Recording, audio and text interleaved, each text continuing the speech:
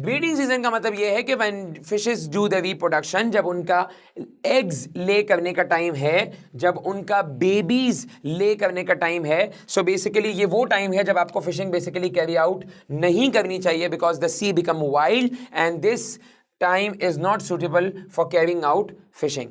सो यहां पे fishing during the breeding season will again affect the growth of, तो आप इसमें ये भी लिख सकते हैं।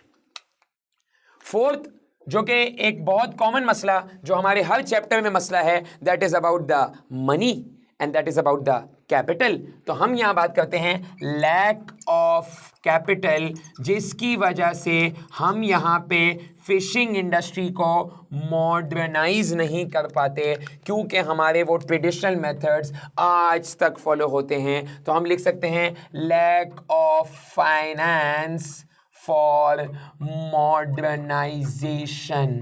तो हम मॉडर्नाइजेशन की वजह से इसको इतना ज़्यादा अच्छा या मॉडर्न वे में नहीं कर पाते। और लास्ट हम लिख सकते हैं number 5, that is about the fishing by large trollers. Fishing by large trollers का मतलब यह है कि जो आपके पास बाहर की फॉरेन, क्योंकि आपके पास सी में एक बाउंड्री नहीं होती, तो यहां पे हम कह सकते हैं कि फिश को कोई भी कैच कर सकता है। तो यहां पे हम लिख सकते हैं कि the foreign ships can also catch fish. ये हमारे पास आ गई सारी problems. Now we talk about the names of the marine and inland fish. Names of marine and inland। जैसा कि हमें पता है मरीन फिश वो जो बेसिकली समंदर में होती है, that is found in the sea. Similarly inland fish वो होती है जो बेसिकली आपके पास रिवर्स में, other than the sea, lakes, ponds, dams, कहीं भी आपके पास फाउंड हो सकती है अदर देन द सी। तो आपको इनके कुछ नेम भी बेसिकली याद करने पड़ेंगे। The most common ones are shark, you can also talk about catfish, rays, croakers, etc. Similarly, when we talk about the inland, we talk about palla being the most famous one. We also have thalla. These are traditional names.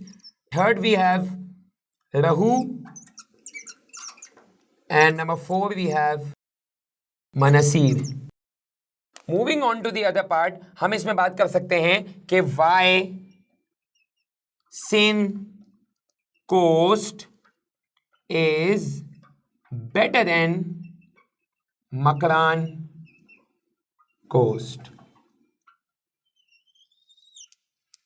Sindh coast पे ऐसा क्या है कि वो Makran coast से आपके पास better way में perform करता है, या उसका आउटपुट 70% ज्यादा है। 70% आउटपुट विद 30% एरिया।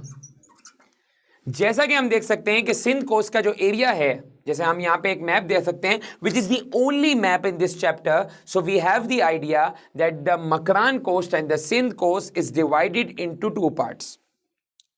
पाकिस्तान में 2 कोस्ट हैं जहां पे बेसिकली मरीन फिशिंग होती है। सिंध कोस्ट का area in terms of the land is 30%, while the output is more than double। अब ऐसा क्यों है? ऐसा इसलिए है क्योंकि यहां पे you have numerous creeks to carry out fishing.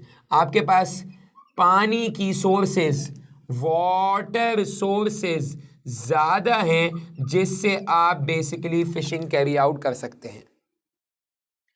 Number 2, we have a wider continental shelf.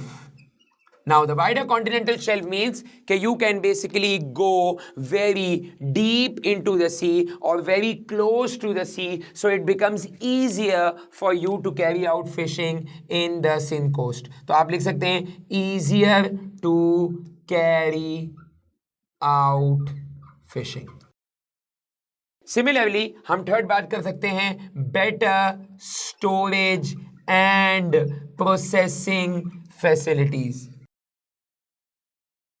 और फोर्थ हम लिख सकते हैं कि जो मैंग्रोव फॉरेस्ट हैं वो ज़्यादा हैं क्योंकि आपके पास सिंध कोस्ट पे the river Indus flow, when the river Indus flow on the Sindh coast it brings alluvium and the growth of mangrove and plankton which is the food for the fish, उसका ग्रोथ या उसका वहाँ होना ज़्यादा है। तो हम लिख लेंगे mangrove availability, mangrove availability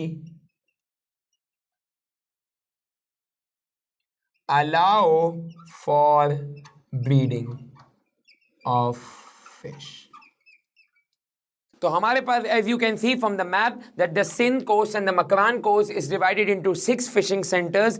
First we have हम इसको JGPOSK जैसे कि आप देख सकते हैं इससे हम स्पेसिफाई करते हैं। First is Jiwani, then we have Gwadar, then we have Pasni, Ormara, Sonmiani. This completes the Makran coast. Then we have Sindh coast and Sindh coast में the main one is Karachi and Karachi has 2 fishing centers because we have 2 fishing ports, so mainly it is carried out on the Kemari port। The last part of this chapter that is known as fish farming. हम fish farming की जब बात करते हैं तो आपके पास fish farming से रिलेटेड जो बात आती है that is all about that we in the inland areas of Pakistan we basically carry out inland fishing. और उस इनलैंड फिशिंग के अंदर वी हैव टू कैरी और we have to talk about only 4 things. हमें 4 चीज़ों के ऊपर बात करनी है कि एक इनलैंड एरिया में जब आप एक तरीके से फिशिंग कैरी आउट करते हैं तो उसको हम फिश फार्मिंग या कभी कभार